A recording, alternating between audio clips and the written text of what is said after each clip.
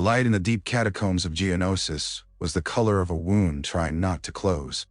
It ran in thin red veins through the stone, gathering in wet gleams along jagged walls and trembling over the white plates of clone armor until the troopers looked dipped in rust and blood. Heat lingered there even after the fiercest fighting had moved on, as if the planet preferred battle to peace and had learned how to keep the embers alive. Commander Cody raised a gauntleted fist, and the column behind him halted at once. The silence that followed was never true silence. Farther in, hidden from sight, the hive still clicked and murmured and shivered to itself. Now and then a pebble skittered from a ceiling seam. Somewhere water, or something too thick to be water, dripped at long intervals. Obi-Wan Kenobi drew a breath that tasted of dust, old metal burned chitin, and the spent charge of blaster fire. "He's ahead of us," Anakin Skywalker said, pitching his voice low and urgent. He did not sound winded, though every edge of him advertised exhaustion. The sweat drying at his temples, the grime dragged in dark strokes along his throat, the impatience set into his mouth so hard it seemed carved there. "If we stop every 10 steps, we lose him. Then let us hope he continues to enjoy the advantages of being a Geonosian in a Geonosian hive," Obi-Wan murmured. "It would be embarrassing to discover the situation favors him." Ahsoka Tano, crouched near a broken pillar with Captain Rex and 3 of the 501st, flashed the briefest grin before schooling her face back into seriousness. Barriss Offee did not smile at all. She had one sleeve dark with drying blood, none of it her own as far as Obi-Wan could tell, and her eyes were on the walls rather than the tunnel ahead.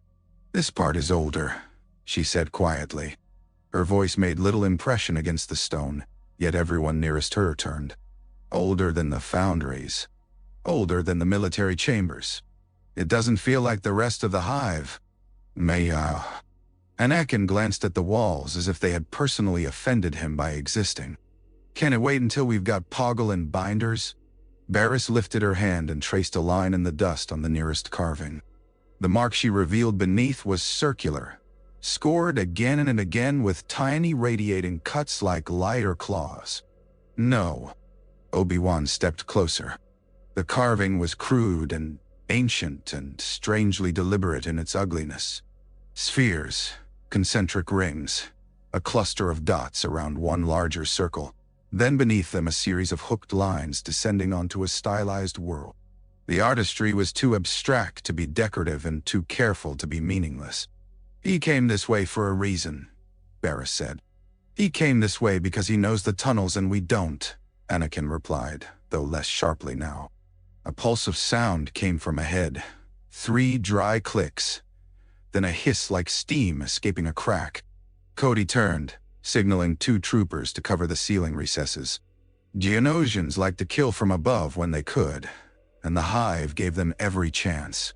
Obi-Wan let his senses move outward in the Force, feeling for life, motion, threat. The dark side was not concentrated here so much as diffused, a faint metallic taste carried through the whole planet by war. It sharpened around fear, around urgency, around every choice that invited a worse one after it. There, movement, quick and clustered. Not just one fugitive, several. "He has guards," Obi-Wan said. "Good," Anakin answered, and ignited his lightsaber. The blade sprang to life in blue fire, painting the tunnel in hard brilliance. It was the signal for everyone else. Obi-Wan's own blade opened with a cleaner sound, a line of light in the furnace dark. Ahsoka drew one saber and then the other. Barriss rose, her expression turning remote in the way some Jedi used to cover fear, and others used to master it. Clones brought rifles to shoulders. The catacombs, which had seemed dead a moment earlier, became a held breath. Then blaster fire erupted from the bend ahead. Red bolts slashed through the tunnel. The first burst struck the pillar above Rex, and showered sparks and stone fragments down across him and Ahsoka.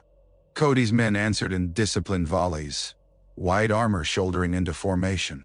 Obi-Wan stepped into the line of fire almost lazily, blade turning in quick, precise arcs. Bolt after bolt flew back, filling the bend with sharp cries in the Geonosian tongue. Anakin was already past him. Anakin. The younger Jedi plunged through drifting smoke and ricocheted light, moving with that savage economy Obi-Wan knew too well. Waste nothing. Finish it. End the threat before it understands what it has become.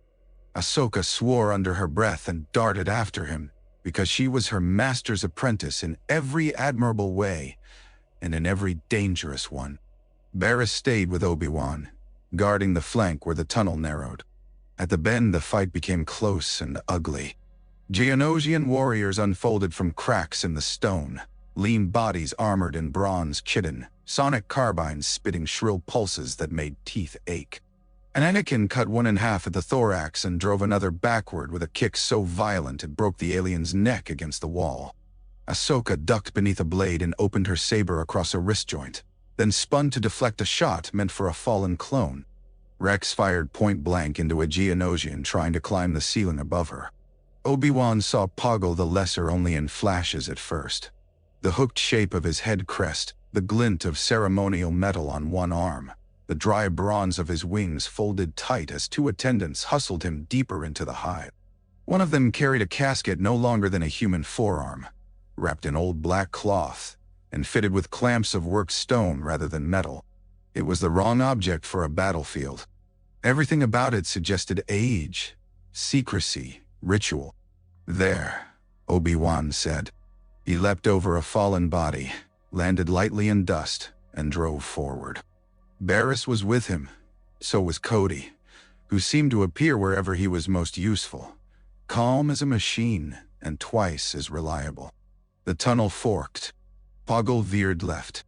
Anakin had already seen it and was moving like released gravity. A blast struck the ceiling between them. The catacombs shuddered.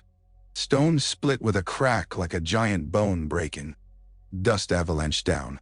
Cody tackled one of his men out of the way as a section of rock sheared loose and smashed where the trooper had been standing. Obi-Wan threw up a hand and held another slab in the air long enough for Ahsoka and Rex to dive past it, then let it drop behind them with a crash that sealed off 3 pursuing Geonosians. "Neat trick," Ahsoka coughed, eyes red from dust. "Years of practice avoiding my own mistakes," Obi-Wan said. The forked tunnel narrowed into a passage ribbed with ancient supports. Here the carvings multiplied. Spheres. Rings. A great circle with smaller marks around it in a pattern that made the skin between Obi-Wan's shoulders tighten. He could not have said why. Barriss slowed again despite the chase. "This was hidden even from the hive," she whispered. "Look at the dust.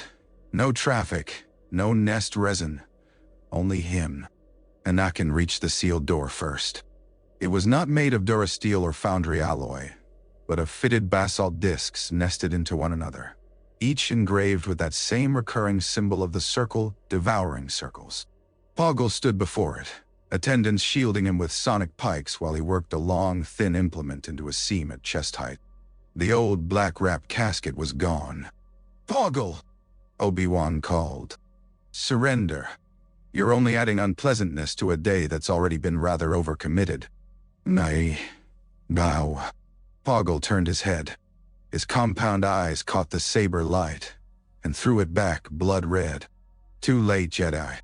The door gave a single resonant hum. Then the whole thing began to unfold.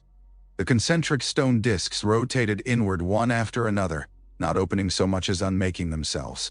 Red light spilled through the widening seam, but this light was steadier than the organic glow of the catacombs. It had intention to it. It painted Poggle's crest, the attendant's mandibles, the edges of Anakin's face. For one uncanny heartbeat, everyone simply stared. Then Anakin lunged. He hit the nearest attendant before the Geonosian could level its pike, slashed once, pivoted, caught the second across the abdomen, and drove through the gap as it widened. Ahsoka followed with a cry that was half warning and half fury. Obi-Wan swore softly and went after them as clones opened fire. Poggle darted through the doorway, wings beating once in frantic imbalance. Barriss slid between Cody and Obi-Wan just as the last disc turned aside. Beyond lay amber radiance, high-vaulted stone, and the unmistakable feeling that the war had just put its hand upon something it had no business touching. The door began to close again. "Inside!" Anakin shouted. And because every instinct Obi-Wan possessed told him the opposite, he stepped through. The chamber beyond the hidden door had not been built for war, which made it more terrible. It rose in a perfect cylinder larger than any throne room Obi-Wan had seen, all of it cut directly out of the living rock and then polished until the stone held the amber light like oil. The walls were ribbed with vertical grooves, each groove crowded with carvings so dense and fine they resembled writing at first glance. Balconies circled upward into shadow, unsupported by anything visible, and between them hung the husks of ancient Geonosian banners that had long ago bleached to the color of old ash. At the center of the floor stood a low dais shaped like a cratered sphere split cleanly in two. Above that dais, suspended in a column of gold light, turned a hologram. Not a ship. Not a station. In any sense the Republic used the word. This was something else. A sphere vast beyond reasonable military ambition, its surface cross-hatched with trenches and ports and geometric scars. One hemisphere notched by a dish-shaped concavity that seemed almost like an eye. Around it spun schematic layers, interior rings, power channels, superstructure braces, weapon galleries, docking bays by the thousands. It rotated in stately silence while amber glyphs cascaded around it like prayer. Ahsoka stopped so abruptly Obi-Wan nearly collided with her. "What is that?" Anakin said nothing. He had gone very still. At the far edge of the dais, Poggle scrambled toward a stone lectern grown up from the floor itself.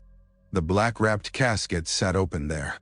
Inside, nested in dust older than the Republic, lay a translucent crystal wafer no bigger than a data card and a cluster of preserved insectile limbs wired together in a web of metal, so fine it looked spun rather than forged. A memory lattice, Obi-Wan realized. A primitive archive married to advanced design. Geonosian engineering in its purest form, biology and machine made to kneel to one another. Barriss moved closer to the walls, studying the carvings with an intensity that bordered on alarm. "It's a weapon," she said. "That much I gathered," Obi-Wan replied, but gently. He could not take his eyes off the hologram. The scale of it was obscene. Whole fleets could birth inside that shell. Cities could vanish under its shadow. "No." Barriss's voice tightened.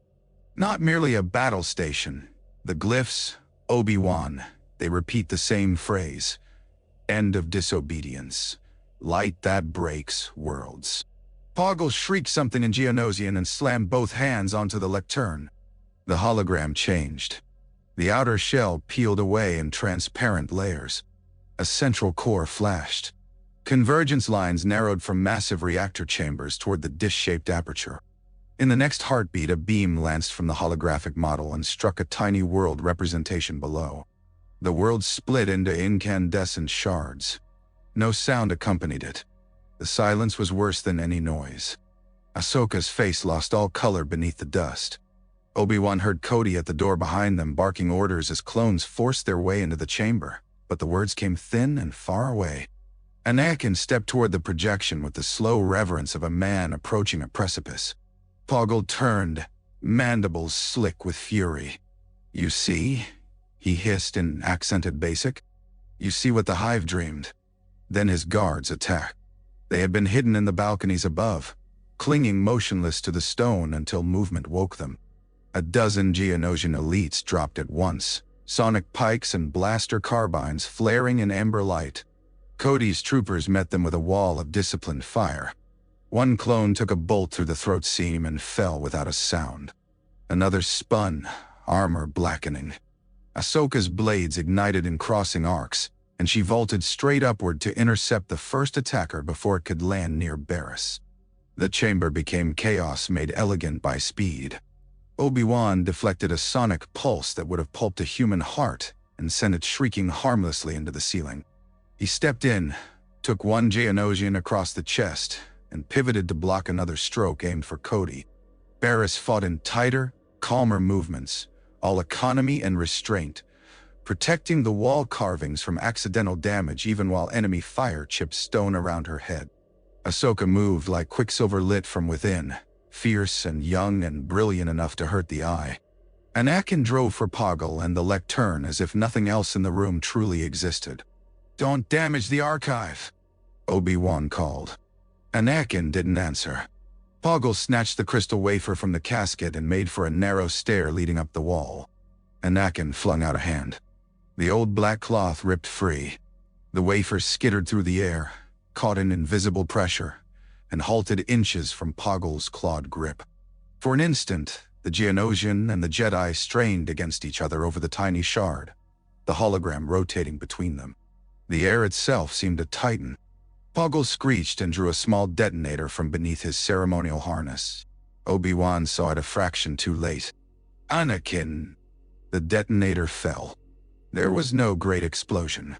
Only a hard concussive shock from beneath the dais, followed by the grinding roar of ancient support systems failing in succession. Cracks shot through the floor around the lectern. Amber light flickered. High above, one of the balconies tore away from the wall and came down in a storm of stone and screaming Geonosians.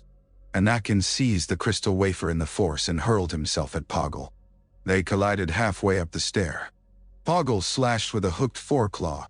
Anakin took the blow across his armored shoulder, grimaced, and drove an elbow into the Geonosia's head hard enough to crack shitten. The Separatist leader toppled backward. Obi-Wan caught him before he could disappear into the collapsing central pit, and pinned him to the stair with the Force like a specimen mounted for study. "Really?" Obi-Wan said through clenched teeth. "There are simpler ways to avoid arrest." Ahsoka landed beside the lectern just as a falling beam crashed where she had stood a heartbeat earlier. Barriss vaulted the crack in the floor to reach the archive. "The lattice too," she said. "Take the lattice." Cody shouted for withdrawal. The clones at the door were already fighting a delaying action against more Geonosians pouring in from hidden passages above. Dust thickened into choking clouds. The hologram sputtered, reformed, and for one bizarre instant the monstrous sphere seemed to hang unsupported in the center of the collapsing chamber like a moon that had chosen the wrong sky. Anakin snatched the preserved limb memory lattice from the casket and shoved both it and the crystal wafer into a satchel at his belt. Obi-Wan hauled Poggle bodily off the stair and flung him down toward Cody, who met him with a stun cuff and the practical absence of mercy only clone troopers could manage without cruelty. The exit door had begun to close again as systems died. "Go!" Cody bellowed. Everyone ran. They burst through the narrowing seam as the first major support column failed behind them. A clone on the threshold stumbled under falling stone. Rex grabbed the back of his armor and hauled him clear so hard both men went sprawling. Barriss passed through with dust plastered white over her lashes. Ahsoka rolled, came up, and looked back just long enough to see the chamber beyond implode into itself. The basalt discs slammed shut. The concussion hit the corridor with a red burst of dust and heat. Cracks raced across the ancient carvings outside the door. One by one the circles and hook symbols split apart, became meaningless fragments, and fell. For several moments no one moved. Clones coughed. The hive groaned around them. Poggle writhed in binders at Cody's feet, clicking curses into the stone. Anakin stood with both hands braced on his knees, chest heaving, the strap of the satchel tight across his shoulder. He looked younger in exhaustion, and older in the eyes. Ahsoka straightened first. "Master," she said, not taking her gaze off the sealed door. "That wasn't a droid factory." "No," Obi-Wan said. Barriss wiped dust from her mouth. "The glyphs called it perfect." Anakin lifted his head. "Perfect for what?" Barriss looked at him, then past him, as though seeing the holographic world shatter all over again. "For ending arguments," she said. Poggle laughed. It was a terrible sound. Thin, chitinous, triumphant despite the stun cuffs locked around his limbs. Cody nudged him to his feet with the muzzle of a rifle. The Geonosian swayed, crest cracked, one wing hanging useless. "You will build it," he rasped in basic. "If not we, then you. That is how power learns from fear."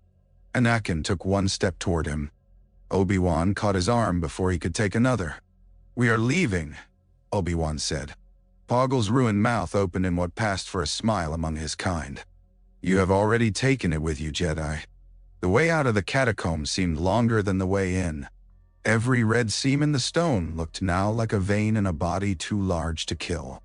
Above them, the war still raged in scattered pockets.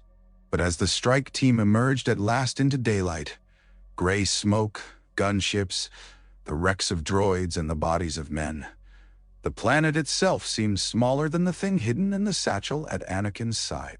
Obi-Wan stood a moment in the hard wind and watched medics run toward the newly wounded. The second battle of Geonosis had been paid for already in blood. Yet he knew with a certainty that chilled him more than the underground air ever had that the balance of the day had just shifted from mere victory into something the Republic would one day wish it had never found.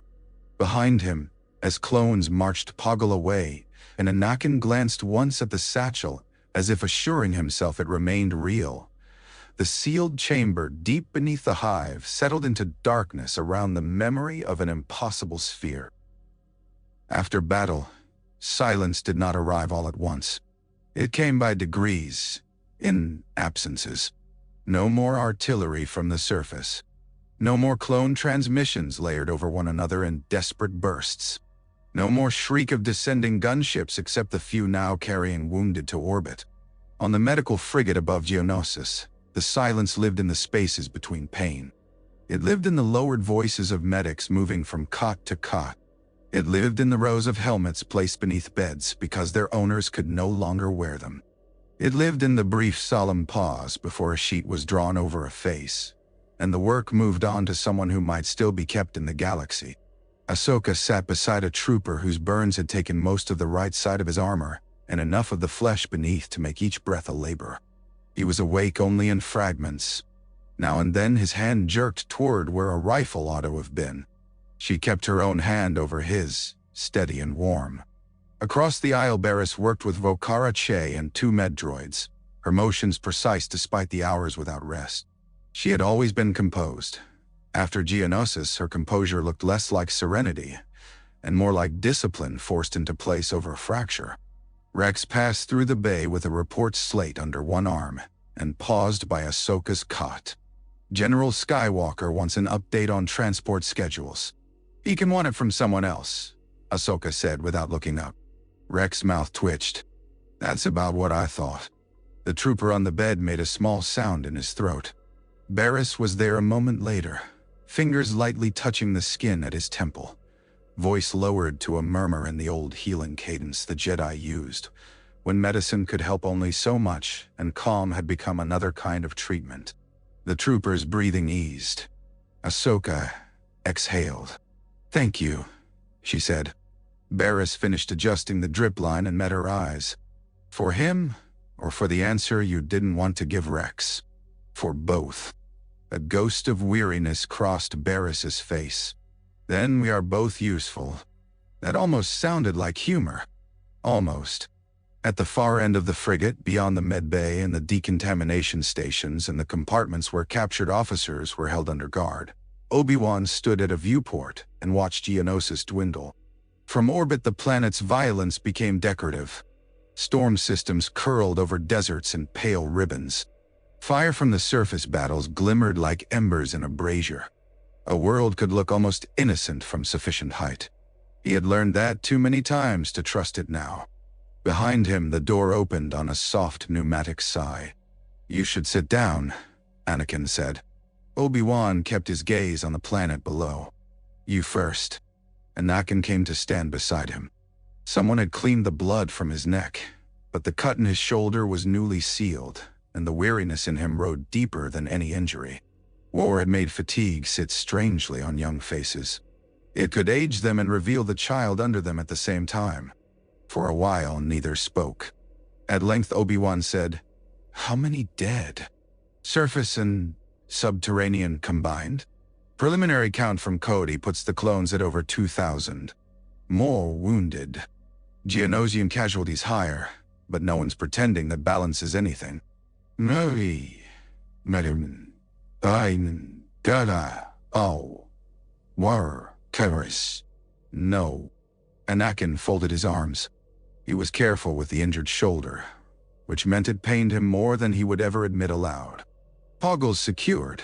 Intelligence wants first access to him, but Cody told them to wait until we've had our chance. Cody grows wiser by the day. Anakin gave a sound that might have been a laugh if either of them had possessed the energy.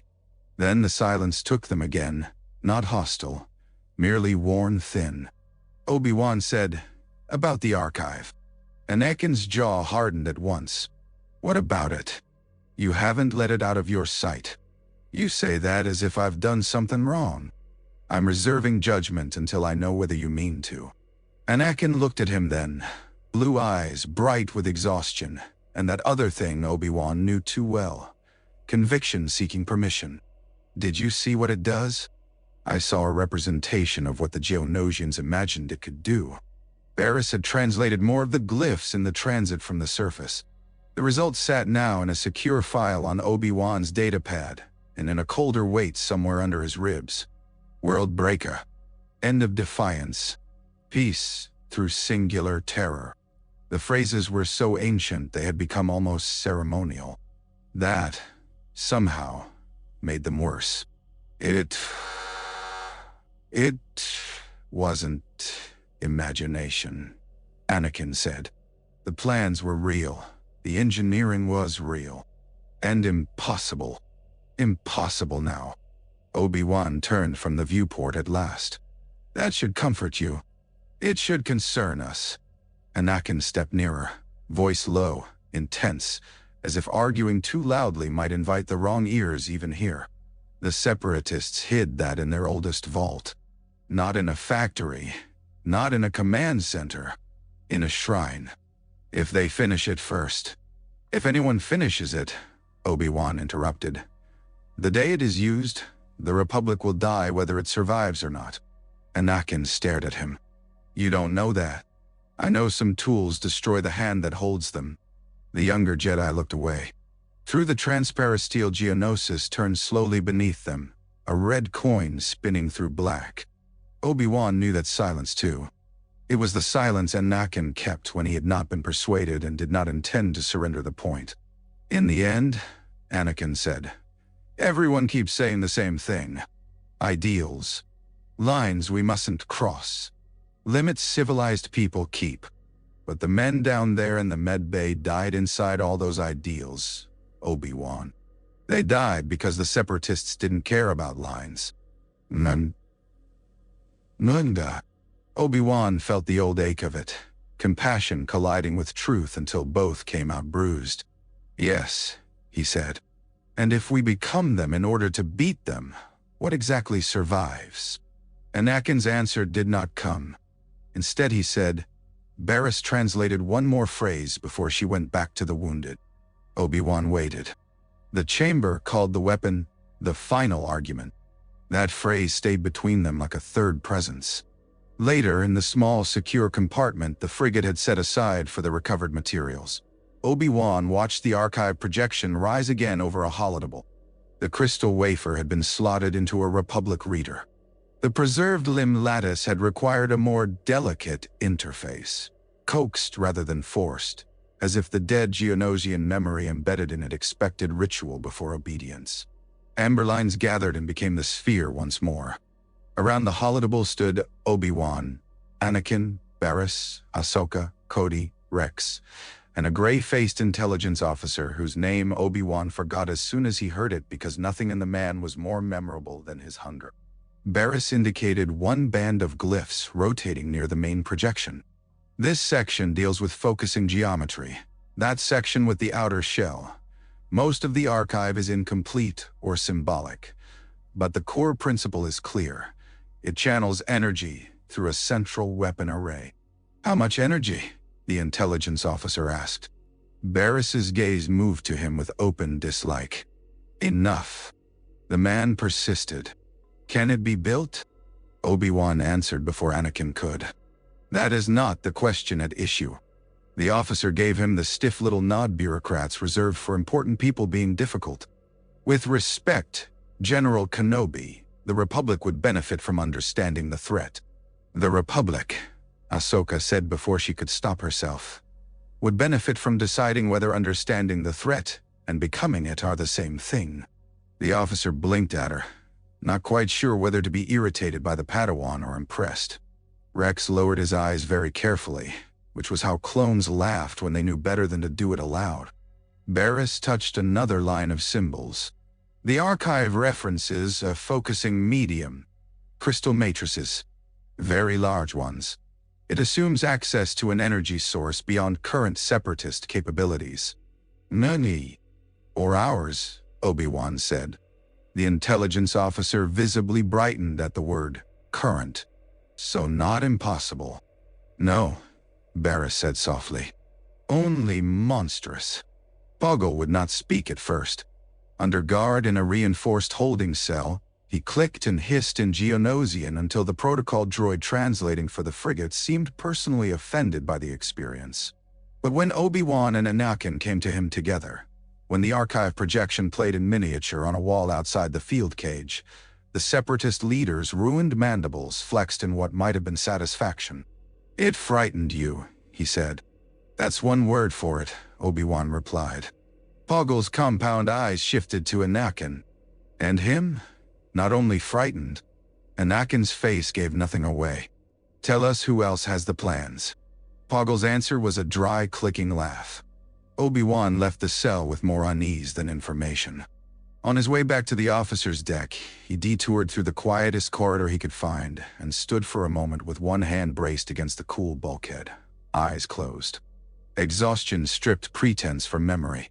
He found himself thinking not of the Council, not of Geonosis, not even of the impossible sphere turning an amber light, but of a voice from years ago on another ship, another journey, before the Order had become a military command, and before 1,000 practical necessities had taught themselves to wear the faces of virtues.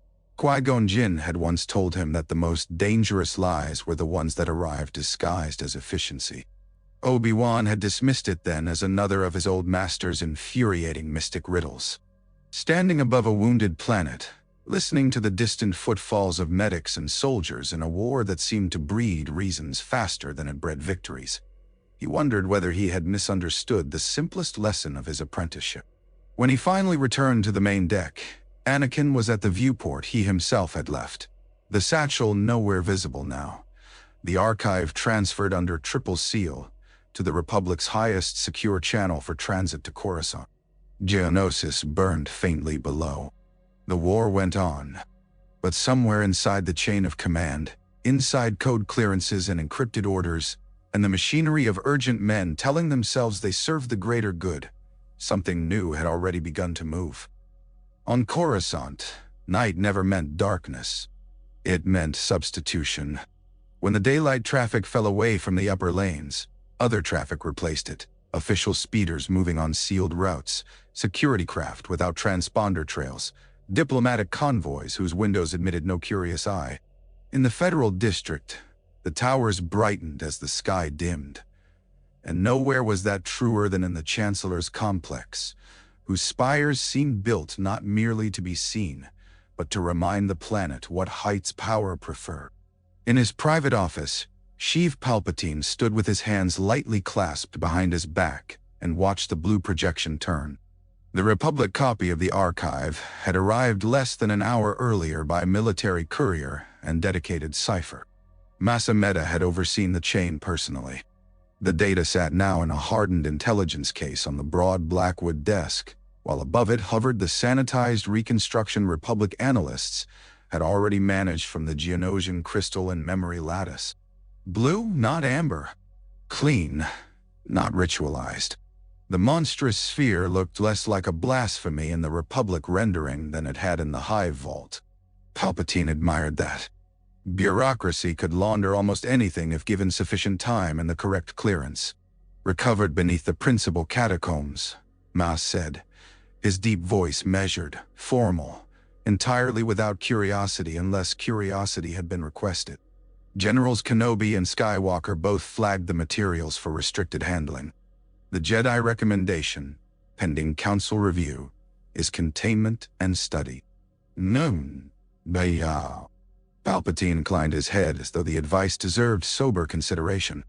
It did, in a sense. It deserved to be considered as an obstacle. And your assessment? He asked. Mass's blue tongue flicked once against sharp teeth. The archive is fragmented, but the intent is unmistakable. The Geonosians were designing a battle station of unprecedented scale. According to the field translation, it possesses a primary weapon capable of planetary annihilation. Palpatine let silence answer first. He had long ago learned that silence often drew more revealing speech from subordinates than any direct question could. Mass, however, did not fill it. He knew better. The Chancellor turned slightly, allowing the city lights to shine across one side of his face, while the other remained in the gold half-dark cast by the lamps.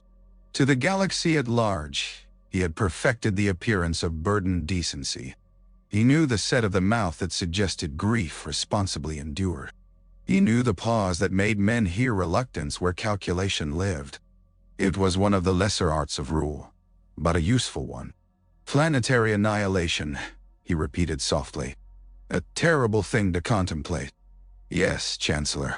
And yet, Palpatine said, looking back to the projection, the war has taught us not to disdain terrible things merely because we dislike their company. That was enough. Mass' eyes narrowed by a fraction.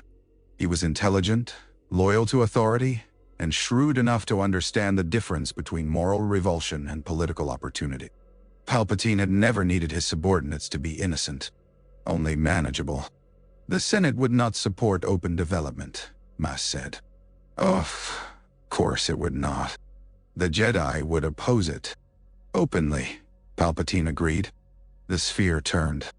Blue light passed across the planes of his face. Beneath his public composure, the light moved with cold precision through him. Not because of the destruction itself. Destruction was ordinary. Entire civilizations had destroyed themselves for lesser reasons than fear. What pleased him was elegance, compression, the beautiful economy of a weapon that could reduce politics, resistance, and the tedious labor of persuasion into a single demonstration. One world destroyed, 10,000 subdued. One proof, endless obedience. The Republic had spent generations teaching its citizens to revere procedure. This would teach them to revere consequence.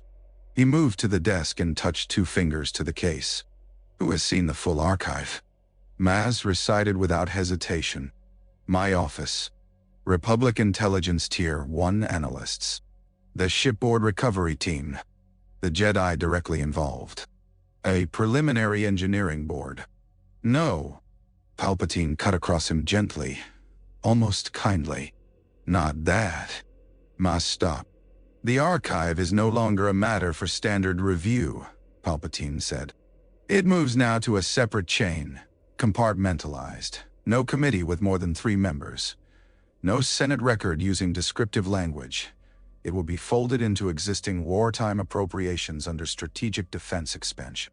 Maz considered. A shell program.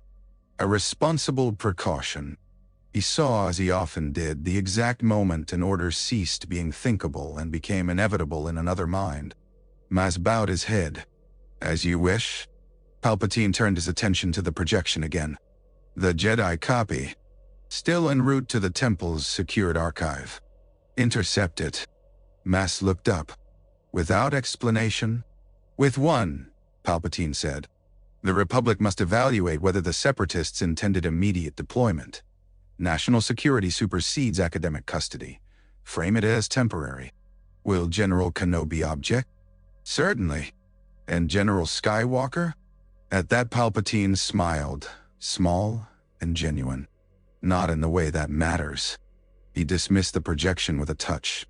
The blue sphere vanished, and for an instant, the office felt smaller without it, as if space itself had accommodated the thing and regretted its absence. Outside, Coruscant's endless lights burned through the transparent steel in fixed ranks that resembled stars only to those who had forgotten what true night looked like. What name shall I assign the project? Maz asked. Palpatine walked to the window. Speeder lanes curved in luminous bands between towers. Far below, districts he would never need to visit went on with their trades and griefs and private compromises. Power always looked cleaner from altitude. He had chosen this city long ago because it understood that instinct better than any world in the galaxy. Something unthreatening, he said. A name men can authorize without tasting the ash in it. Mas waited. Palpatine thought of blue light over black stone, of the amber world shattering in silence, of Geonosian priests hiding a machine dream in a burial vault, because even insects recognized when a weapon had crossed from strategy into creed. He thought of the Republic itself, vast, complacent, exhausted by war, already teaching its citizens to trade liberty for protection, one emergency measure at a time. The weapon did not need to corrupt such a government. It only needed to reveal what fear could coax from it. Project Stardust, he said. Mas bowed. It will be done. When the chagrin had gone, Palpatine remained by the window and let the mask of public sorrow ease from his face. Not entirely. He rarely dropped it entirely now, even alone. Identity, once divided often enough, grew accustomed to layers. Still, the softness left his eyes. The benevolent fatigue vanished. In its place came something cleaner and harder, something that had first learned patience in the ruins of older empires, and had never forgotten the instructional value of terror. He activated a private channel set so deep in the system architecture no Senate auditor would ever know it existed. The recipient icon resolved in red. Count Dooku answered from a chamber lit by fire and stormlight. The aristocratic calm in his expression did not conceal his impatience nearly as well as he thought. "My master," Dooku said. "The Geonosian operation has failed," Palpatine said, allowing the harsher cadence of another self to roughen his words without fully abandoning the Chancellor's voice. "Poggle lives. The archive is in Republic hands." A flicker in Dooku's eyes. Surprise first, then comprehension moving to suspicion. Good. Suspicion kept apprentices diligent. "Then we must recover it," Dooku said. "We must do many things," Palpatine replied. "For now, you will intensify pressure in the Outer Rim. Convince the Senate the war is widening. Strike trade routes. Encourage panic among neutral systems. Make security seem worth any price." "Nah, guarantee." Dooku inclined his head, but Palpatine saw the question he did not voice. Why such urgency? What exactly had been lost? "That will draw scrutiny to our positions on Geonosis," Dooku said. "And from scrutiny," Palpatine said softly, "comes opportunity. Do not mistake a setback for a defeat, Lord Tyrannus. The shape of this war remains ours to determine." He ended the transmission before Dooku could answer. Moments later, an aide informed him that senators waited in the public audience hall for his late address regarding the victory on Geonosis. Palpatine took one last look at the dark city and reassembled the kindly weariness the galaxy trusted. By the time he stepped before the Holograms, his face was full of solemn gratitude. He spoke of sacrifice, of brave clones and noble Jedi, of vigilance against those who would impose tyranny by force. The senators listening heard reassurance. The citizens watching heard sorrow wrapped around resolve. Only Palpatine knew that while he spoke of defending the Republic from monsters, he had already given the first invisible order that would teach the Republic how to build one. Storm weathered the upper levels of the Jedi Temple the way doubt weathered certainty, slowly, with a patience that made resistance feel ceremonial. By the time Obi-Wan reached the High Council chamber on Coruscant, rain had turned the city outside into streaks of silver and blue. The long windows wore water like tears. Thunder moved at a distance beyond the endless towers, too far away to be dangerous and too near to ignore. The council listened in stillness while he gave his report. He spoke first of facts. The hidden vault beneath the Geonosian catacombs, the recovered crystal archive and memory lattice, Poggle's capture, the initial translation. Then he spoke of the hologram and the demonstration it contained, and if his voice altered at all while describing a world splitting beneath a focused beam of impossible magnitude, he trusted only Yoda heard it. The Blue Republic reconstruction hovered above the floor in the chamber's center. Compared with the amber sacrament of the Geonosian vault, it looked almost respectable. That, Obi-Wan thought bitterly, was perhaps the most dangerous thing about it. Around the chamber, the council held the projection in the varied expressions of long acquaintance with war. Yoda sat very still, cane across his knees, age making a smaller shape of him than power ever could. Mace Windu stood with his arms folded into the sleeves of his robes, gaze hard enough to score metal. Plo Koon's masked face revealed little, yet his head had tilted in the way it did when suffering was near. Ki-Adi-Mundi looked troubled in the sharply intellectual manner of a man who preferred problems to moral emergencies, because at least problems permitted method. Shakti's eyes remained fixed on the weapon's central aperture as though she could read the future in its absence of mercy. Anakin stood at Obi-Wan's right. He had not been asked to take a seat. Ahsoka waited at the edge of the chamber behind him, there as a witness, and because she had been unwilling to leave. Obi-Wan suspected, from the look on Mace's face when he noted her presence, that only the gravity of the matter had spared them both an objection. When Obi-Wan finished, silence gathered. At last Mace said, "This archive should be destroyed." Anakin's head came up at once. "We don't even know enough yet to say what it is fully capable of." "We know enough," Mace replied. "With respect, Master Windu, we know the Separatists designed it. That alone is reason to study every line. It is reason to prevent its completion." "By whom?" Anakin shot back. "Them? Us? Someone else who finds another copy? We don't even know how many archives there are." Yoda's ears lowered slightly. "Much certainty and uncertainty there is." Anakin checked himself, but only barely. "We're at war, Master. If the Separatists were willing to hide this under their own hive world, then they thought it mattered. We can't ignore that because it makes us uncomfortable." "Dang no." Mace stepped closer to the projection. Blue light cut across his dark features, turning the calm there into something severe enough to resemble anger. "This is not discomfort, Skywalker. This is judgment.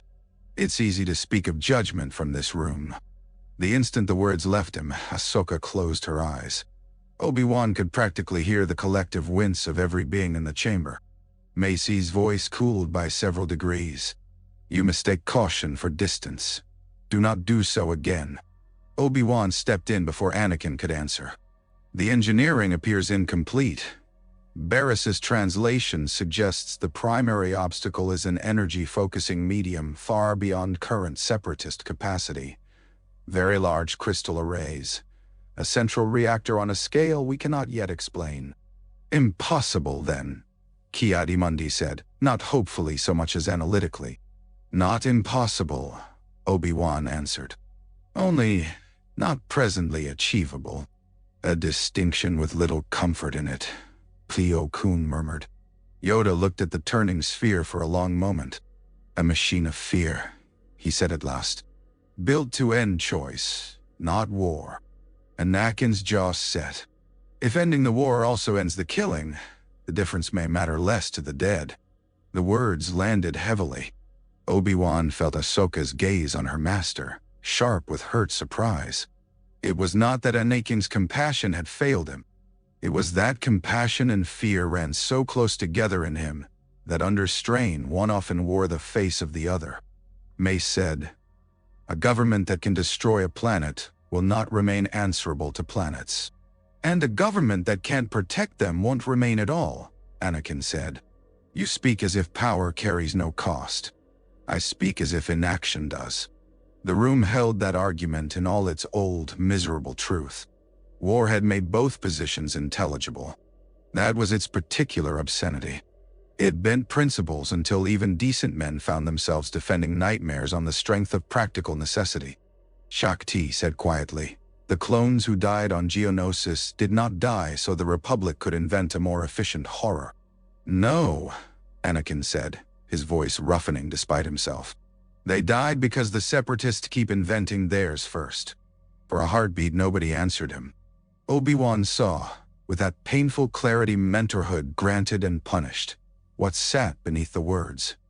The medbay cots, the rows of bodies, the old helpless rage that had never left Anakin after Tatooine, only broadened until it attached itself to every loss. If there were a weapon that promised finality, Of course, some part of him would reach toward it. He had spent his life fearing that those he loved might be taken from him by a universe that never asked permission.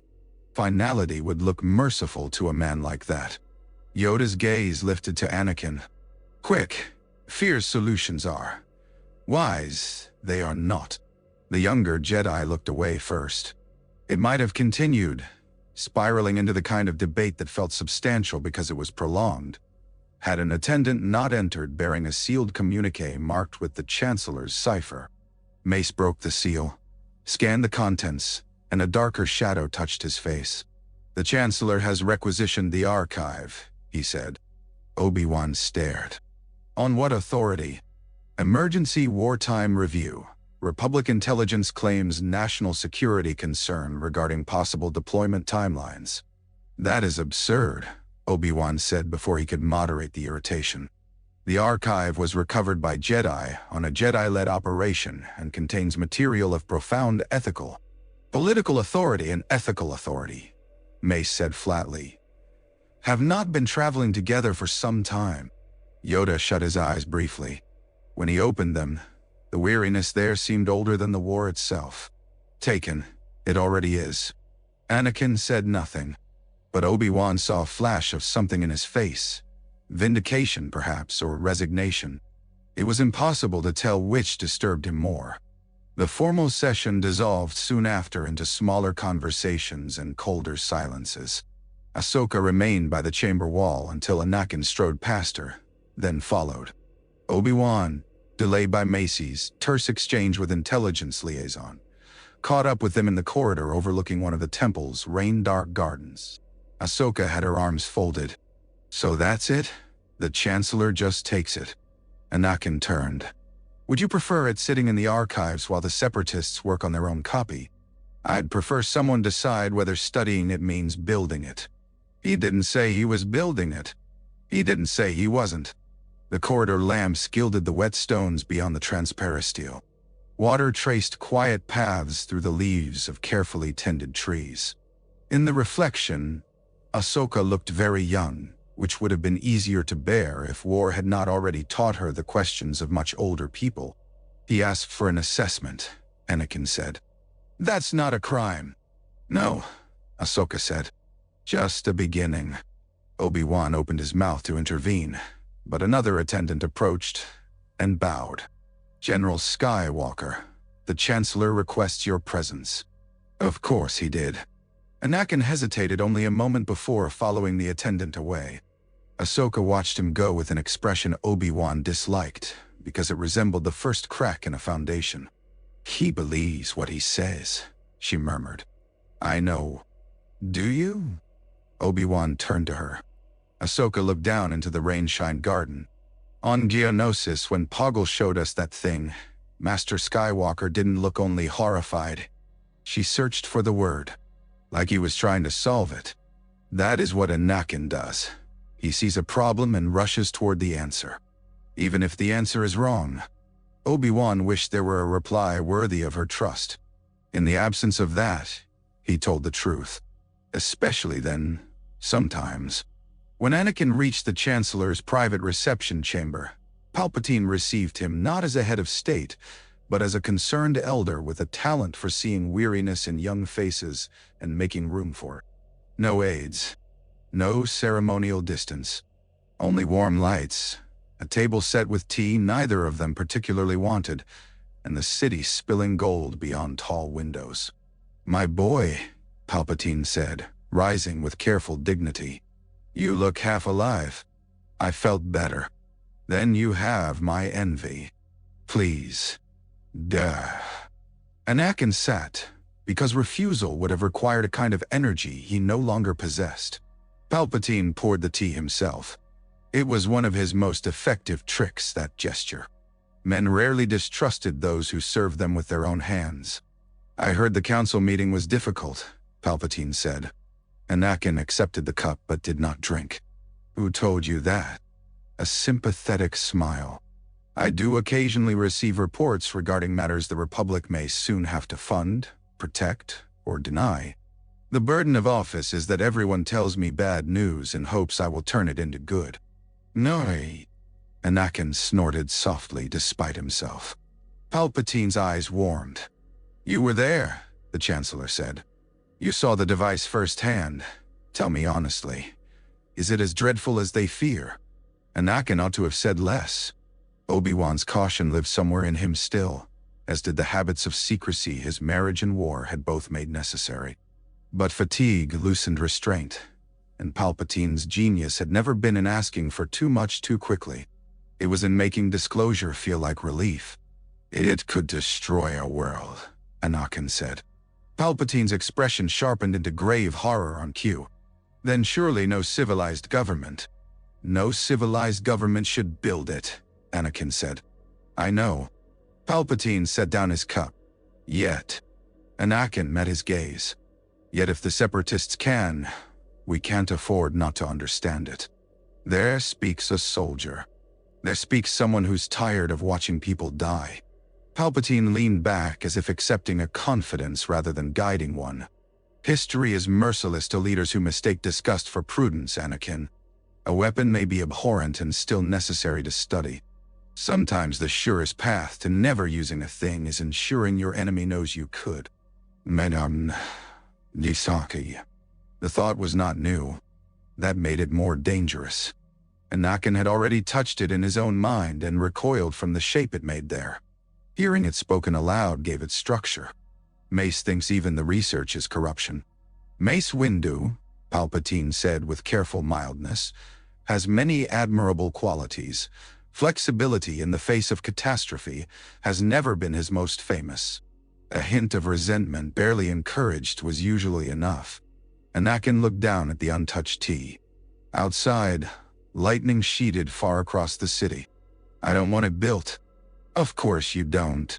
But if there were a way to end the war..." Palpatine let the silence invite completion. When Anakin did not provide it, the older man said gently, "The tragedy of leadership is that it often falls to those with consciences precisely because those without them do not hesitate. One does not become monstrous merely by studying monsters." Anakin thought of Geonosis, of medbays, of Padmé somewhere else in the city, still alive, and how every front line in the Republic had begun to feel like a countdown he could not stop. He hated that Palpatine's words made sense. He hated more that some part of him was grateful they did.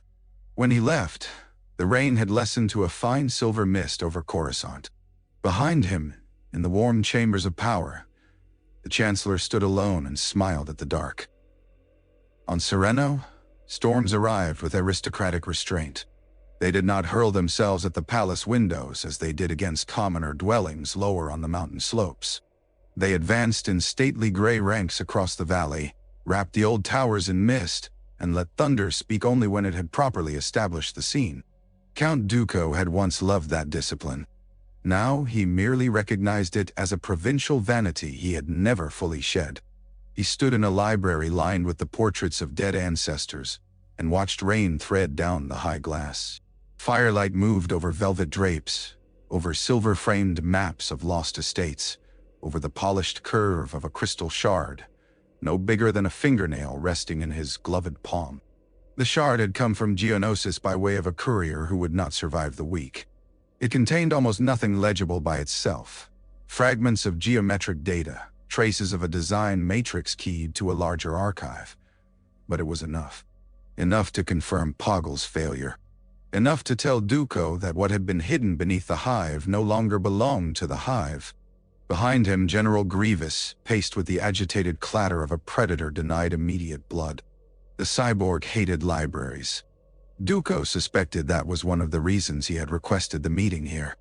"Name the target," Grievous said. "The prison transport, the temple vault, Republic intelligence. It makes no difference. I will retrieve the archive." Dooku closed his hand over the crystal shard. "Your confidence is as loud as ever. It is earned. Frequently, yes. Though not by entering a heavily defended capital on the basis of incomplete information." Duh. Grievous photoreceptors narrowed. "We know the Jedi recovered it. We know they recovered something." Dooku turned from the window and regarded his general with patient disdain. and now it is gone from their custody. The cyborg straightened. How? Because the Republic, for all its talk of process, remains exquisitely vulnerable to panic. A secret of sufficient magnitude does not remain in the hands of contemplatives for long. It migrates toward officials, then soldiers, then financiers. Finally, to whichever single ambitious mind best understands that fear shortens every chain of command. Nani. Grievous made a sound like blades testing one another. You speak of Palpatine. Dooku's gaze hardened. I speak of the structure in which he rules. It was not the same statement, though the general lacked either subtlety or patience to care. Dooku moved to a table where a larger hologram of Geonosis rotated above campaign reports. The rain darkened the windows to black mirrors. In them he saw himself doubled, the aged aristocrat with elegant hands and severe profile, and behind that reflection the former Jedi who had once believed corruption could be diagnosed and excised like diseased tissue. He knew better now. Institutions rarely bled out from their wounds. More often they fed on them. The Geonosians were clever, he said, more to himself than to Grievous. Not morally, but conceptually. They understood that power on a grand enough scale ceases to be military and becomes theological. One world destroyed, and all others ask not whether they should resist, but whether resistance remains intellectually serious. Nay, Grievous' impatience scraped the floor. Then all the more reason to build it ourselves. Dooku looked up sharply. Do you think I do not understand the temptation? I understand it more fully than you ever could. That is why I distrust it. The cyborg fell still. One learned something from training monsters, if only the importance of tone. Dooku opened his fist and set the shard on the table beside the reports. Tiny lines within it caught the firelight and glowed like a trapped insect. When I left the Order, he said, I did so because the Republic had rotted into a machine too complacent to recognize its own failures. Senators called every cowardice prudence and every delay law. If that same Republic now finds its courage in the possibility of annihilating entire worlds, it will congratulate itself for realism. That is the oldest vice of states, to discover one atrocity and imagine it mature. You pity them, Grievous said, contempt plain. No, Dooku replied. I diagnose them. He touched the control pad. Trade routes flared across the hologram in blue. Neutral sectors glimmered in pale green. Vulnerable convoys burned red.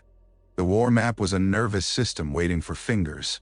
Our master has instructed an escalation in the Outer Rim, he said. We will comply. Strikes against food shipments, communications relays, hyperlane junctions. Nothing so decisive that the Republic can claim a clear counterstroke, but enough to widen anxiety. Grievous' posture brightened with predatory interest. At last. And, Dooku added, we will place eyes on Kuat Fondor and the works on Coruscant.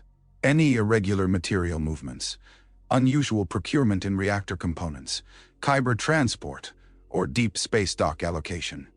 If the Republic has inherited the Geonosian dream, it will not be able to hide the appetite it creates. That gave even Grievous pause. Kyber. The archive references a focusing medium. Poggle always did have a taste for the theatrical. A weapon to crack worlds would demand a heart worthy of the boasting. No, he did not mention that his own partial understanding came from older conversations in older chambers, from Sidious letting fragments slip in moments designed to seem accidental. Dooku had long ago abandoned the comforting fiction that he was trusted with the whole design of any future but his own replacement.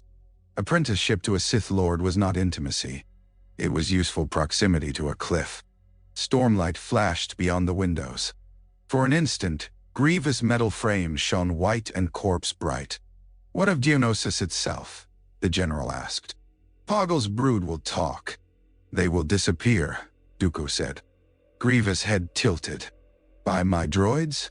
By necessity. Dooku's tone allowed no further question. Any engineer, priest, or artisan associated with the vault is to be secured if possible and silenced if not. The hive has already failed in discretion once. He felt the old chill of it then. Not remorse. Remorse was a sentimental luxury he had trained himself past. Something cooler and more useful. Recognition. He knew precisely what the Republic would tell itself if it proceeded. We study the design so the enemy cannot use it. We centralize authority so the enemy cannot exploit division. We hide the project so the enemy cannot sabotage it. At every stage, the argument would sound practical. At every stage, it would ask for one more compromise in exchange for future safety. And by the time the weapon existed in metal rather than ambition, the government that claimed it would already be unrecognizable to anyone foolish enough to ask whether the price had ever been authorized. Grievous leaned over the table, claws braced at the edges of the war map. "If the Republic builds this thing," he said, "we will take it from them." Dooku almost smiled. "No," he said. "If the Republic builds this thing, Grievous, the more interesting question will be whether there remains a Republic to take it from." Later, after the general had gone to spread fear across systems whose names would soon become casualty reports, Dooku remained alone in the library with the rain and the portraits and the crystal shard glinting faintly beside the fire. He thought of the Order, of Yoda's grave patience, of Mace's certainty, of Obi-Wan's weary decency. He imagined them staring into the same abyss and trying, with all the earnestness of good men, to persuade a government already intoxicated by emergency that some lines still mattered. He almost pitied them then. Almost. The Senate was loudest in the places where no speeches were being made. Inside the great chamber itself, voices boomed, motions carried applause, or outrage rippled according to party obligation and the quality of the day's performance. But in the corridors beyond, where polished floors reflected robes and guards, and the relentless movement of aides bearing datapads like shielded offerings, power went about its real business at a murmur. Padmé Amidala had always preferred the corridors. There, people forgot their cameras. There, alliances formed in half-sentences and dissolving glances. There, one learned which relief bill would be gutted before the debate began, which investigation would die of insufficient enthusiasm, which emergency measure had been drafted by men who never used the word temporary except as seduction. She stood in a recessed alcove off the main administrative causeway with Bail Organa on one side of her and Mon Mothma on the other, all three shielded from the flow of passers-by by a decorative lattice screen that had probably cost more than a small moon's annual sanitation budget. Through the screen, the corridor traffic blurred into color and motion. Bail held a projection strip between two fingers. "I've gone through the revised appropriations 3 times, he said. Funds have been peeled out of reconstruction grants, refugee transport, and 3 separate shipyard maintenance packages. Mon's brows drew together. Where to? That's the problem. Into nested security authorizations with bland names and worse bookkeeping. Padmé took the strip and scanned it again. The numbers were not enormous by wartime standards. That was what made them elegant. Too small to alarm anyone looking for extravagance. Too dispersed to gather scandal. Large enough to seat a program if one knew how military budgets bred in the dark. Strategic defense expansion, she read. Planetary containment modeling. Emergency deep space systems review. She looked up. These are shells. Bail's mouth tightened. That was my thought. Mon folded her arms. Younger than many senators, yet already carrying herself with the spare precision of a woman who wasted neither movement nor outrage, she said. Have you asked oversight? Padmé gave her a look. Mon sighed. Right. Oversight signed it. No. Or was told after the fact and chose not to notice, Bail said. Padmé turned the strip over in her hands. The hum of the corridor reached them as a soft constant.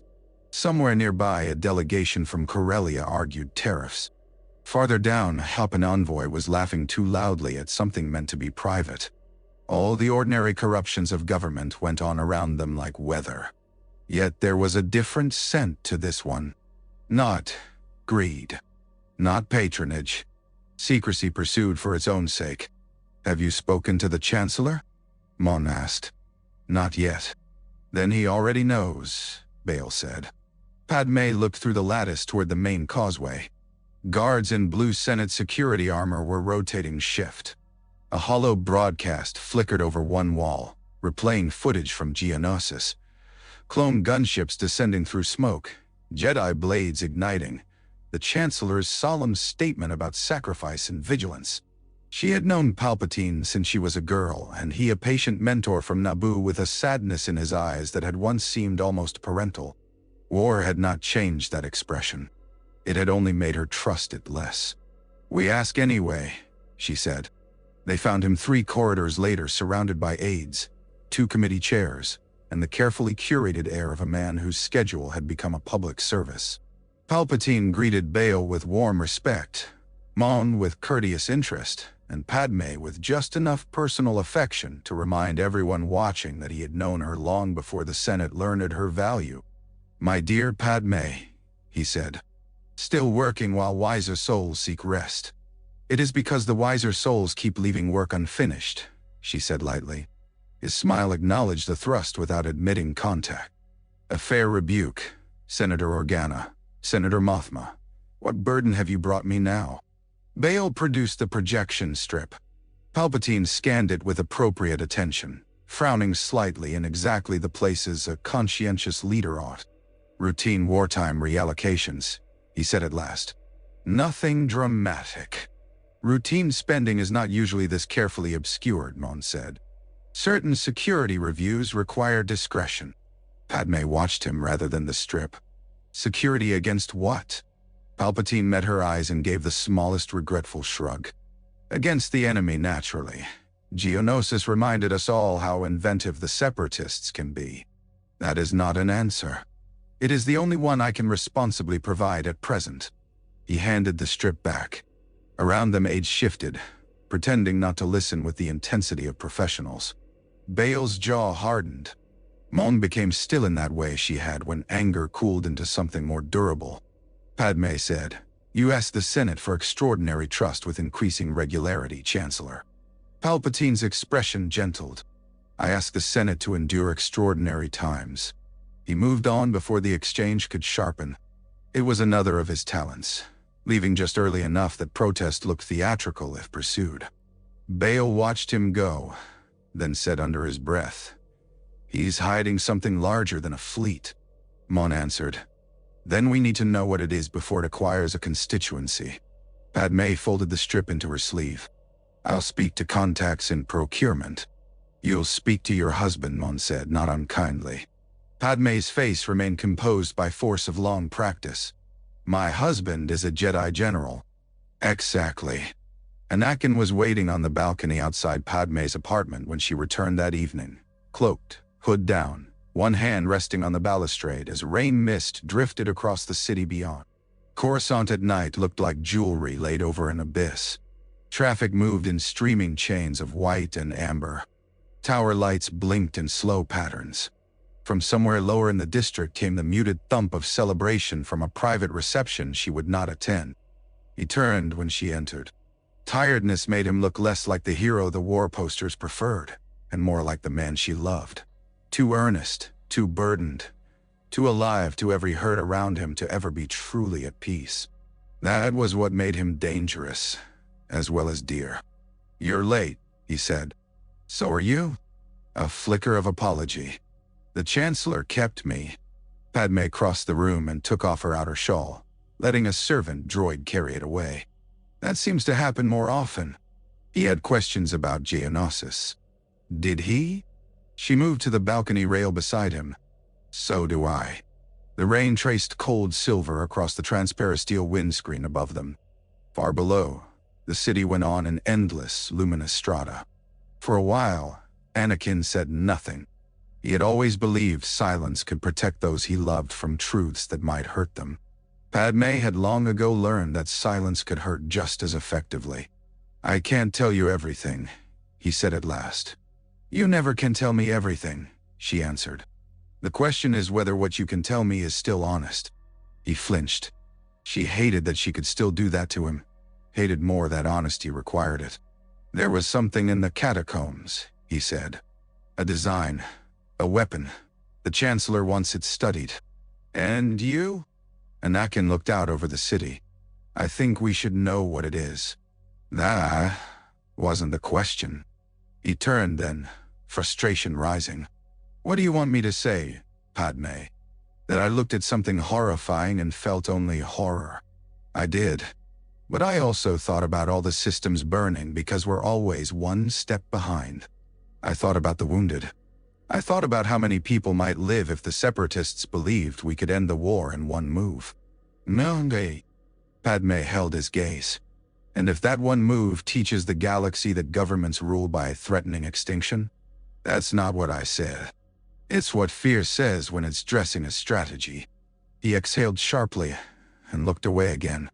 She reached for him then, not because the argument had ended, but because love did not always wait for agreement to become necessary.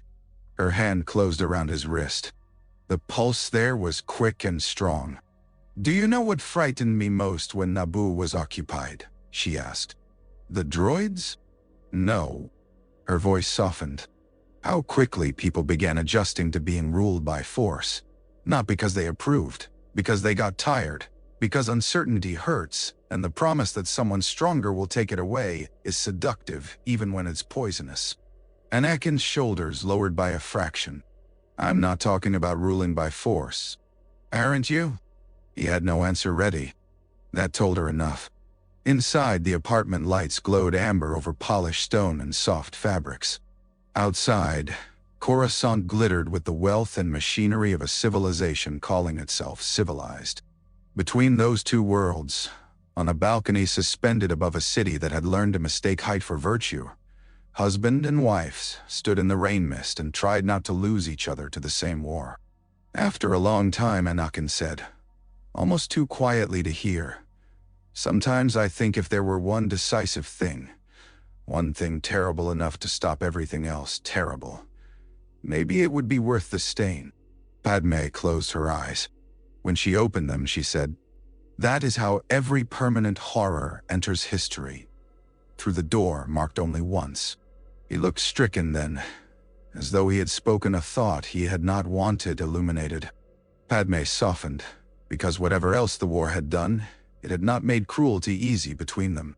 She touched his face, thumb brushing the grime still caught near his temple, despite all the formal cleanliness of the capital. You are a good man, she said. That does not make every answer you want a good one.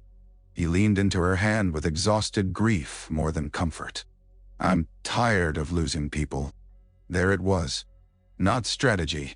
Not doctrine. The raw engine beneath it all. She drew him to her and held him while the rain whispered on glass and steel, and the city below advertised its confidence in light. Later, after he had gone back to the temple and she sat alone at her desk with the hidden appropriation strip spread beside a blank speech draft, Padmé found she could not write the sentence she wanted. Not because the thought escaped her, because it was too plain. A republic did not fall only when its enemies conquered it. It could also be persuaded, piece by practical piece, to arm itself against its own conscience. Beneath the shining levels of Coruscant, beneath the Senate towers and the temple spires, and the diplomatic terraces from which worlds pretended their rivalries were sophisticated, the works still breathed like an old furnace. The district had always smelled of metal in transition, smelted ore, coolant steam, lubricants, the scorched tang of things built too fast to cool properly before shipment. Massive transport shafts descended past abandoned foundries and sealed vaults into active industrial chambers where machinery ran day and night beyond the notice of most beings who benefited from it. The city above preferred not to think too much about the lower levels that kept its magnificence assembled. That was one of the reasons Palpatine chose the site. The secured chamber prepared for Project Stardust had once housed naval reactor testing. Now its insignia were stripped, its access routes rerouted, its workforce narrowed to a handful of engineers drawn from military procurement, energy research, and private contractors whose ambition exceeded their discretion. Clone guards sealed every entry point. Holocoms recorded every movement. No one inside used the words they most wanted to use. Fear did not discourage work. Often, it accelerated it. Palpatine descended by private lift with Moss and 2 intelligence aides who would be reassigned before dawn to departments from which they could do no harm by remembering too much. The chamber opened before them in a wash of white light and vapor. Long steel tables stood in ordered rows. Projectors cast Geonosian glyphs and Republic reconstructions across suspended screens. At the far wall, surrounded by diagnostic frames, rested several empty housings designed to test large-scale crystal alignment. Skeletal metal cradles wide as gunships, absurd in their unfinished appetite. A lead engineer approached, removing protective lenses. He was middle-aged, sallow from too much work under artificial light, and disciplined enough not to stare at the Chancellor in a room he had clearly believed would receive only admirals. "Chancellor," he said, bowing awkwardly, "we weren't informed. That I take an interest in the Republic's survival?" Palpatine asked mildly. "I do." The engineer recovered himself. "Of course." Palpatine moved to the nearest projection table. The skeletal sphere turned there in segmented layers, annotated now in Republic technical language. Cross-sections of reactor wells, docking bays, superstructure braces. On another screen, the central weapon array pulsed in schematic sequences while rejected formulas scrolled alongside like accusations. "Your findings," Palpatine said. The engineer signaled to a younger woman at a console. She brought up a denser cluster of equations and alignment maps. "The Geonosian archive is conceptually coherent," she said. "Not complete, but coherent. We believe the battle station itself is structurally feasible over time with sufficient shipyard capacity and resource diversion. The principal challenge is the super laser." "Challenge," Mas repeated, as if trying on a euphemism and finding it flimsy. The woman swallowed. "It requires an energy-focusing system beyond anything the Republic has produced. The archive implies chained kyber amplification through a lattice of enormous purity. Not dozens of crystals, not hundreds. Industrial quantities, and of a size we cannot currently source without—" She stopped. "Without?" Palpatine prompted. The lead engineer answered instead. "Without acquisition from highly restricted repositories and worlds under religious or specialized control. Ilum. Jeddah, possibly through black markets. Certain private collections. The Jedi may have access channels we do not." Palpatine let that settle over the room. Some of the scientists looked uneasy now for reasons no equation had caused. Good. It meant they still knew that numbers too could become moral events. "And the reactor?" he asked. "Gigantic," the lead engineer said. "We'd need to solve containment at a scale that makes existing capital ship cores look ornamental. This would be a project of years at minimum, more likely decades without extraordinary support." "Then you shall have extraordinary support." The man hesitated. "Forgive me, Chancellor, but even if we solve the engineering, this station is larger than any military platform ever conceived. The cost alone—" "War," Palpatine said gently, "is the cost alone." He moved past them toward the crystal housings. They resembled altars built by practical minds, metal ribs waiting for a heart big enough to frighten reason. One unit still bore grease pencil notes from hurried fabrication. Another had a hairline flaw in the lower brace where cooling had been rushed. "Do you know why the Geonosians hid these plans in a sacred vault?" Palpatine asked. Not because he expected an answer. No one risked one anyway. "Because they understood something your Republic has forgotten," he said, turning back to them. "Power that changes history is never treated as merely technical. Men kneel to it, fear it, worship it, hide it, deny it, and eventually build their laws around it. The only question is who reaches it first." "Right." Mas watched the room with cold attention. The engineers, faced with philosophy from the head of government, had no idea whether they were being inspired, warned, or recruited into something from which refusal had already been removed as a meaningful category. The lead engineer cleared his throat. "If this proceeds, Chancellor, We will require broader supply authority, quietly routed contracts, access to Kuat and fund or dry dock forecasts, specialized labor. We may also need a living Geonosian consultant to decode some structural assumptions. That can be arranged, Ma said. Palpatine touched the edge of the crystal frame nearest him. The metal hummed faintly under the chamber vibration. He imagined it completed, thousands of similar pieces married into one vast anatomy of coercion, a station so huge it would cease to be a vessel and become a law with engines. Nothing leaves this room without my authorization, he said.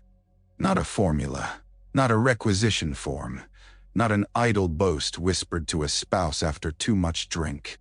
Those who speak of this project outside its chain will disappear into obscurity with all the administrative efficiency the Republic has perfected. Those who serve it well will be remembered for securing peace. I.e., he did not mention that the peace secured by fear rarely belonged to those who built its instruments. Such subtleties only distracted. When he and Mas moved on to a secondary observation platform above the chamber, the engineers below returned to work with renewed intensity that had very little to do with patriotism. Screens flared. Measurements multiplied. A clone guard rotated position at the elevator. In the industrial haze, the projected sphere looked ghostly and half-born, all ribs and intention. Mas said, "The Jedi will notice if Kyber routes shift." "The Jedi notice many things," Palpatine said. "They act effectively on fewer." "And Senator Amidala?" That drew the faintest smile. "Padmé Amidala notices even more than the Jedi, which is why she must be allowed just enough scent of impropriety to chase the wrong trail. Give oversight a decoy contract. Something ugly and defensive, but not transformative. Planetary shield research, perhaps." "Nah." Maz inclined his head. "And Skywalker?" Palpatine looked down at the scientists laboring beneath them. "Skywalker must believe he is helping prevent the weapons misuse. It is important that good men feel consulted while history passes over them." He let the observation window dim and turned back toward the lift. Below, one of the engineers had aligned a placeholder crystal rod in the first test housing. Light struck it from 3 calibrated emitters and fractured across the chamber in broken blue-white bands. The patterns scattered over faces, consoles, steel, and steam.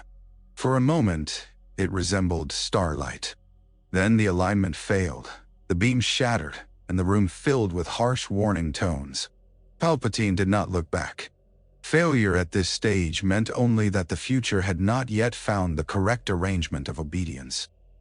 The detention level beneath the Republic Intelligence Annex had been built for beings who preferred certainty over sunlight. Every corridor was the same width. Every light the same hard white. Every door fitted flush into the wall as though individuality might provide leverage. Even the air carried a standardized chill, dry and antiseptic enough to make the lungs miss ordinary dust. Obi-Wan disliked the place on principle. It felt less like justice than filing. Poggle the Lesser occupied the most secure cell in the block. A ring of durasteel had been bolted into the floor and another into the wall behind him. Binders ran from both to restraints locked around his limbs and thorax.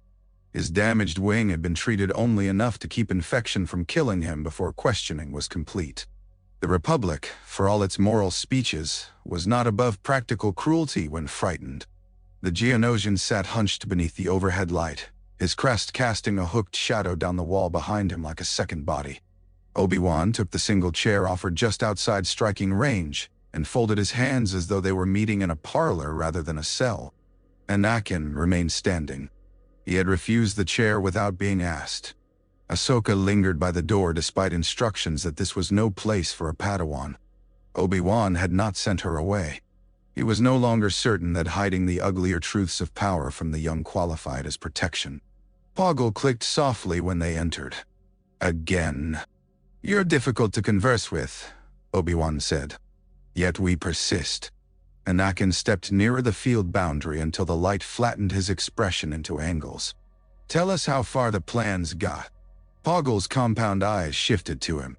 "Far enough. Who else has them?" "The Hive had them. The Separatist Alliance had permission. That is not the same as possession. Obi-Wan leaned back. A useful distinction. Explain it. Poggle said nothing. Anakin's impatience flared. Don't play games. We know the weapon is meant to destroy planets. We know the archive references crystal focusing and deep core structural fabrication. We know you hid it for generations. Why? Nay. The Geonosia's mandibles opened slowly. Because the builders feared the users. That at least was honest enough to command attention. Obi-Wan said, the builders being Geonosians. Who else understands labor? Poggle hissed. Who else understands that a dream can be built only if enough bodies are made to carry it? He tugged against the binders with a dry rattle. You mammals think power is in speeches. It is in structure, in scale, in making refusal meaningless. Ahsoka's fingers tightened on the doorframe. Obi-Wan felt it without looking. Anakin said, and what did you call this structure of yours? Poggle's ruined mouth twitched. In Old Tongue? Many names. The closed sun, the final chamber, the sphere before which worlds kneel. Modesty was never your species' strength, Obi-Wan murmured. Poggle ignored him. You think only of the beam because you are children. The beam is not the brilliance. The brilliance is what comes before it. One world broken and all others obeying because imagination has been taken from them. Anakin's gaze did not leave him. Could you build it? Yes. How soon? Poggle's eyes gleamed. With what labor? What crystals? What foundries?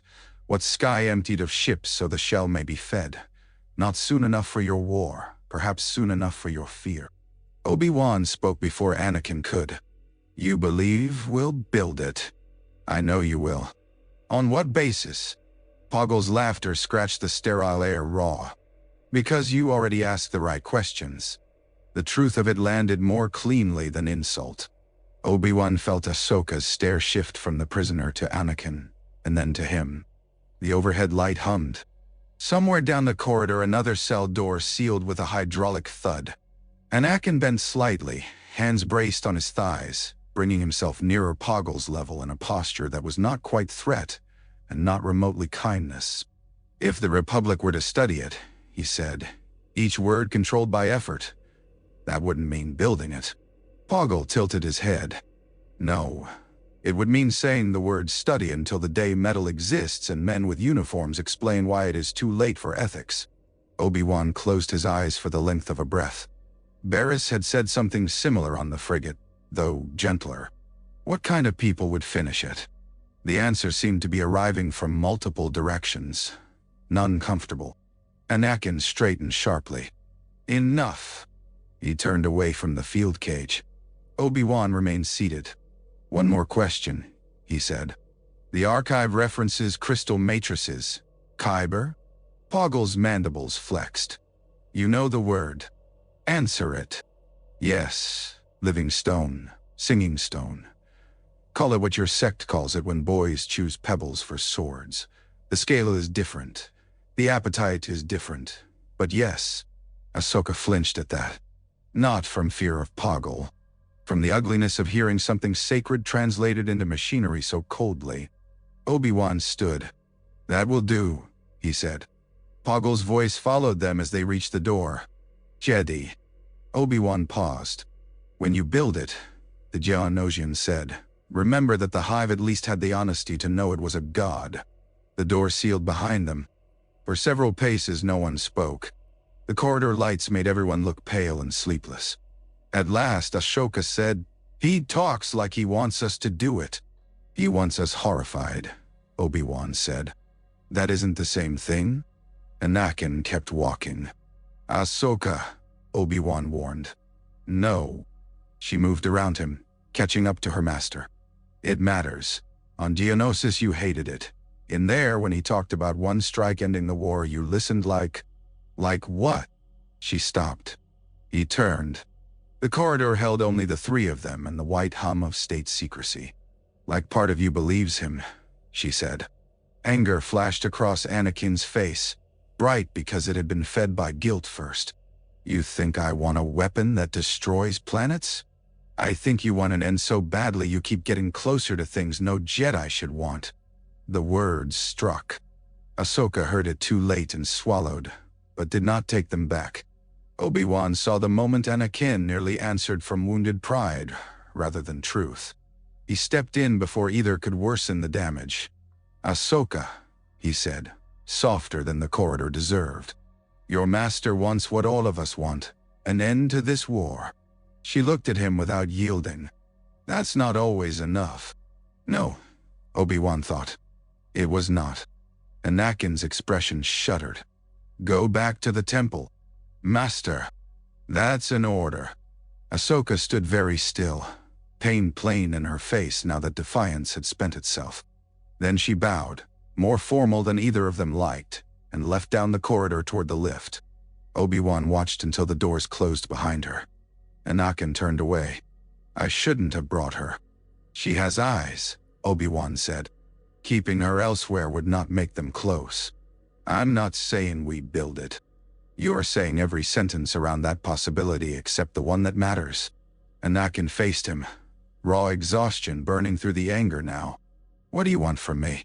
The question hurt because Obi-Wan knew the answer and feared it might already be too expensive. "I want you," he said quietly, "to recognize the difference between ending suffering and gaining control over it." Something in Anakin's face shifted. Confusion, resistance, recognition, all tangled together. But before he could answer, Obi-Wan's comlink signaled. He checked the message and the unease that had been stalking him since the council chamber finally found teeth. The Temple Archive Office had confirmed transfer of the primary Geonosian data core under emergency executive authority. Not review, not temporary custody. Full strategic reassignment to a black-tier military program, whose designation had been redacted even from the archivist issuing the notice. Too fast, Obi-Wan thought. Far too fast. "What is it?" Anakin asked. Obi-Wan looked up from the comlink. The sterile corridor, the sealed cells, the overhead lights, the government architecture of fear. They all seemed suddenly less like an unpleasant location and more like an answer. "The archive is gone," he said. Anakin frowned. "To intelligence? To somewhere even intelligence isn't naming." For the first time since Geonosis, true alarm crossed the younger man's face unalloyed by argument. It vanished quickly, replaced by calculation. But Obi-Wan had seen it. Back at the temple that night, long after rain had cleared from the upper city and the air over Coruscant turned clean enough to let stars fight through the light haze, Obi-Wan went not to his quarters, but to a meditation chamber kept almost bare. No furnishings but a low seat. No decorations but a single hanging lamp. Simplicity could not solve a problem, but sometimes it reduced the number of lies around it. He sat, let his breath lengthen, and listened for the force beneath the day's noise. He found war, of course. One could hardly avoid it now. Anxiety moving through the Senate like sickness through blood. Pain in medbays. Desire in foundries. Pride in command decks. Fear in the private chambers of beings who pretended to one another that they still believed the institutions above them had clean intentions. And beneath all of it, as patient as frost, something darker. Not concentrated enough to point at, not theatrical enough to announce itself. Merely present, diffused, thriving. He remembered Qui-Gon Jinn's voice again. Not as ghostly intervention, not as miracle, but as memory sharpened by need. There are victories that teach defeat how to dress. His old master had once said after a negotiation Obi-Wan had considered successful for all the wrong reasons. At the time he had thought the lesson annoyingly abstract. In the meditation chamber, with Geonosis and Poggle and the vanished archive crowding the edges of stillness, it sounded almost embarrassingly plain. When he rose at last, the stars over Coruscant had vanished behind the city glow. Midnight on Coruscant belonged to men who preferred signatures to speeches. While senators slept or pretended to, encrypted authorizations moved through private channels. Freight routes altered by fractions too small for public notice. Contracts duplicated themselves under new headings. Material requests disappeared inside maintenance budgets. Dock schedules shifted. Security clearances narrowed. On the surface of government, nothing changed. In its capillaries, history rerouted. A convoy without insignia departed the works before dawn, carrying sealed components labeled reactor shielding for defensive satellites. Another lifted from a military depot outside the capital with crates whose manifest named them atmospheric calibration arrays. Neither description was entirely false. That was part of the craft. Great lies endured best when they fed on small truths. At Kuat, a procurement officer with ambitions larger than his rank received a priority notice, ordering discrete feasibility studies on superstructure fabrication beyond current dreadnought scale. At Fondor, a design team was informed that certain deep space drydock models now fell under direct wartime secrecy and would be audited for loyalty before competence. In 3 Republic ministries, mid-level clerks discovered that documents they remembered filing no longer appeared in the systems they served and learned. In the cold way bureaucrats learn such things, not to remember aloud. Mon Mothma stayed awake in her office longer than she intended, sorting harmless contracts from the ones that smelled of urgency polished clean. Bale sent 2 discreet messages to allies in oversight and received 1 answer before sunrise. Stop asking that line. Padmé rewrote the opening of a speech on emergency powers, and then deleted the first 3 versions because they sounded either too frightened or not frightened enough. In the temple, Ahsoka lay awake in her narrow bed and watched shadows move across the ceiling while trying not to rehearse the conversation in the detention corridor. She told herself she was angry with Anakin. It was easier than admitting she was afraid for him. Across the hall, Barriss knelt in meditation and found no peace there. Only the increasingly familiar sensation that the war was teaching everyone to call compromise wisdom and damage discipline. Anakin did not sleep long when sleep came. His dreams were broken by images with the logic of fever. The Geonosian sphere turning above black stone. Medbay rose stretching into infinity. Padmé at the edge of a balcony so high the city below had become stars. A beam of light descending without sound. The helpless knowledge that if he reached one person, another would still fall. He woke before dawn with his heart racing and the taste of metal in his mouth. For a few moments he lay still, listening to the temple around him breathe, and wondered why victory had begun to feel so much like warning. Yoda sat alone in a garden court before sunrise and watched the first pale light gather on wet leaves. The Force moved strangely through the capital. Not broken, bent, shaped around absences where truth should have been.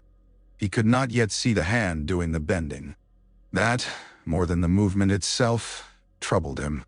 On Sereno, Dooku received confirmation of escalating Republic procurement secrecy, and let the news sit over breakfast untouched, while storm clouds withdrew from the valley like a reluctant army. He was unsurprised. Disappointed, perhaps, though disappointment implied hope, and he had long ago stopped granting the Republic that generosity. And in the highest private chamber of the Chancellor's residence, Sheev Palpatine stood alone before the latest projection. Project Stardust had already changed in presentation. The engineer's initial reconstruction, awkward and exploratory, had been refined overnight into cleaner lines and staged build sequences. The spherical battle station... No, he corrected himself. The sphere was the truth. Battle station merely the camouflage, now hovered above his desk in layered transparency. A numbered framework of proposed phases surrounded it. Shell, core, reactor, array, superlaser convergence lattice, orbital systems, logistics, security, labor. Cost. Time. Gun. Every great obscenity required a spreadsheet before it required blood. Palpatine studied the projection in silence. He had always preferred futures that could be touched. Prophecies bored him when compared with architecture. The Sith had hidden in shadows for generations because the galaxy mistook visibility for vulnerability. Yet true domination had never been a matter of being seen. It was a matter of becoming unavoidable. The Jedi could be fought. Senators could be flattered, blackmailed, or broken. Armies could be deployed and won over and replaced. but a weapon that made entire civilizations imagine their own extinction at a single command. That was different. That was not merely force. It was pedagogy. It would teach the galaxy, irreversibly, what kind of voice history now obeyed. He enlarged the central aperture until it filled the air before him like a cold, mechanical pupil. Not yet, he thought. Not by many years. The project would demand patience, theft, lies, logistics of a delicacy most tyrants lacked the imagination to enjoy. But the Republic had just handed him the first indispensable gift: consent to secrecy in the name of safety. Everything else could be cultivated from that soil. He touched another control and brought up a secondary set of notes, profiles rather than schematics. Skywalker, unstable but persuadable, leverage through loss, responsibility, and special trust. Kenobi, morally resistant, monitor, obstruct through process. Amidala, politically perceptive, divert, isolate, discredit if necessary. Mothma, Organa, low immediate threat, long-term risk. Jedi Council, divide between principle and pragmatism. The genius of power was never in eliminating opposition all at once. It was in assigning every opponent the wrong battle until the real one had already been won elsewhere. Palpatine let the profiles fade and returned to the sphere.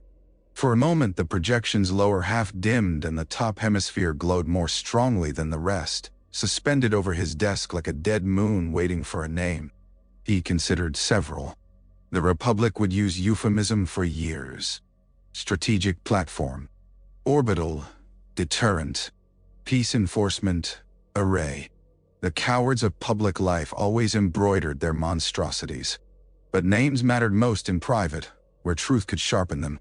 Death, he thought. Not because it was dramatic, but because it was accurate. Star, because the human mind had always knelt most easily before things it could not approach. A soft chime announced Mass at the outer door. Palpatine granted entry. Mass came in carrying the first full chain authorization and a secondary file regarding crystal acquisition pathways. He stopped before the desk, blue face unreadable as ever. The initial compartment has been established, he said. Only 8 beings possess cross-program visibility. The rest see fragments. Kuat and Fondor will begin preparatory modeling under defensive cover. The works continues Phase 1 feasibility. No. And the Senate? Occupied with outer rim disruptions.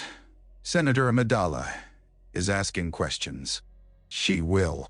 Palpatine accepted the authorization file. Let her find the decoy. Not too easily. Suspicion must feel earned if it is to satisfy. Mass inclined his head. There is one additional matter. The requisition language for crystal research requires an umbrella doctrine. The engineers request a formal statement of purpose. Palpatine glanced again at the hovering sphere. Right, he said. That the Republic, in light of emerging existential threats, authorizes the study and development of strategic systems capable of ensuring permanent peace through overwhelming deterrence. Mass did not blink. Permanent peace, he repeated. Governments adore permanent peace, Palpatine said. It sounds so much kinder than permanent obedience. He signed the authorization. The stylus moved with hardly any pressure at all. His public signature was elegant, almost delicate, practiced over years until it suggested restraint and education rather than appetite. Yet the consequence of that brief motion went outward through ships, factories, frightened men, cautious accountants, compromised ideals, and secret chambers in widening circles. Below the tower, Coruscant shone in endless populations of light. Somewhere in those millions of windows, children slept. Senators bargained, lovers argued, workers finished shifts, and beings with no say in the matter lived under a government that still believed itself temporary in its excesses.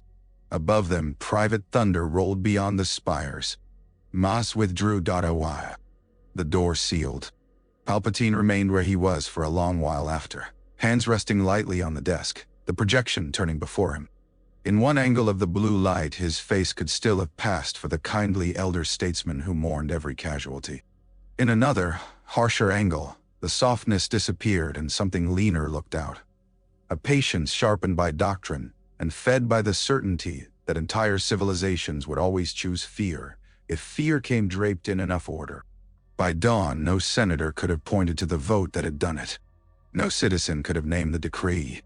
No Jedi could have marked the instant concern became complicity inside the state machinery of war. Yet the instant had occurred.